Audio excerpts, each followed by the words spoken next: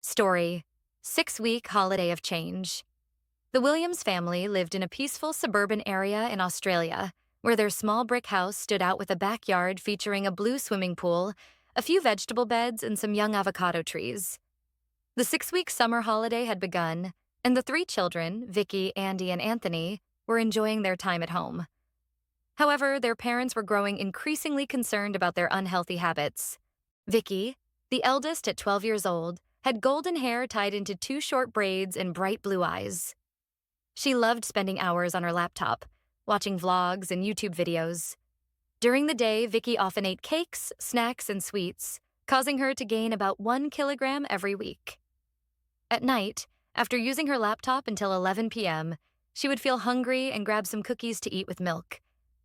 Andy, 10 years old, had brown hair and deep brown eyes.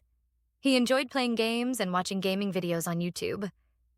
Although he did a little studying, he didn't care much about personal hygiene, especially brushing his teeth. Anthony, the youngest at 7 years old, had golden hair and blue eyes like Vicky. He often skipped meals, too distracted by watching YouTube with Andy or playing with his toys. Recently, however, Anthony had taken a liking to playing with stuffed animals with Vicky. Together, they created fun stories, turning the stuffed animals into characters. They used funny voices to act out conversations as if the characters were talking to each other. The children's mother, Laura, grew more worried as she noticed their unhealthy routines. Vicky was gaining weight and didn't know her multiplication tables even though she had finished 6th grade. Anthony was losing weight from skipping meals and had completed kindergarten without knowing all the letters of the alphabet. However, Anthony showed artistic talent, often following YouTube tutorials to draw robots and other designs on A4 paper. The three children had one thing in common. They were addicted to YouTube. Vicky loved watching daily life vlogs, while Andy and Anthony were captivated by gaming videos. They spent hours in front of screens, leaving almost no time for outdoor physical activities.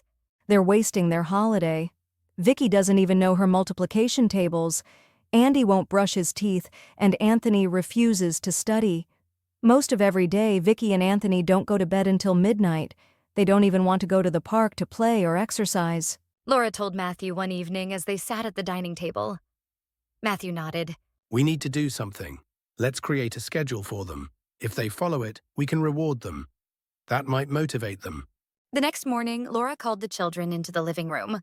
Starting today, we're going to follow a new schedule on this colorful chart.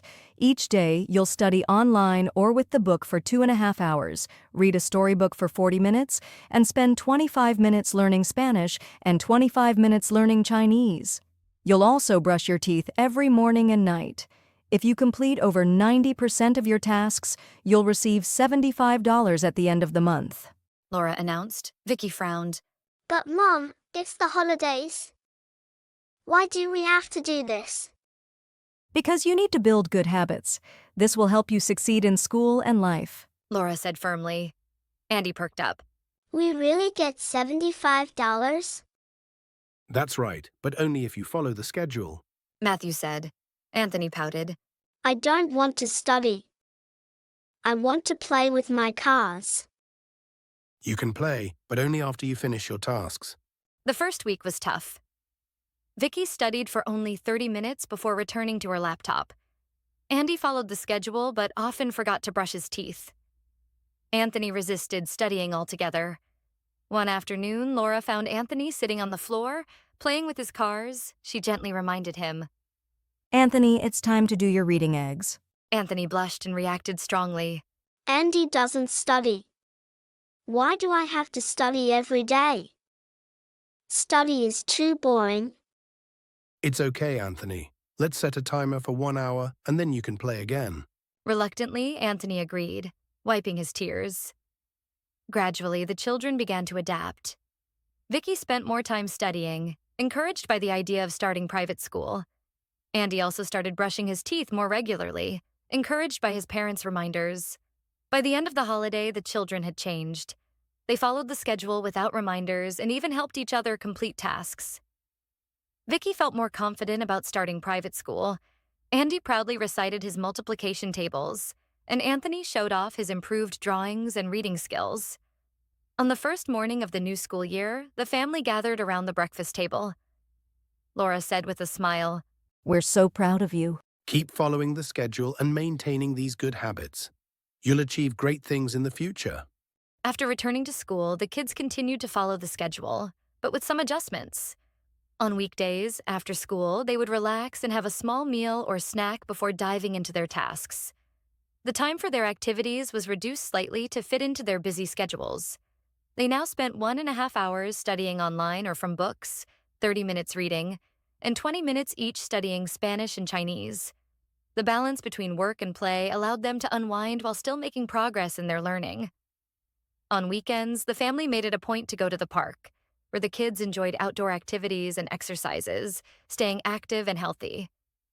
This routine, with its mix of fun and responsibility, not only helped the kids stay on track with their goals, but also brought the family closer together, making their journey both fulfilling and enjoyable.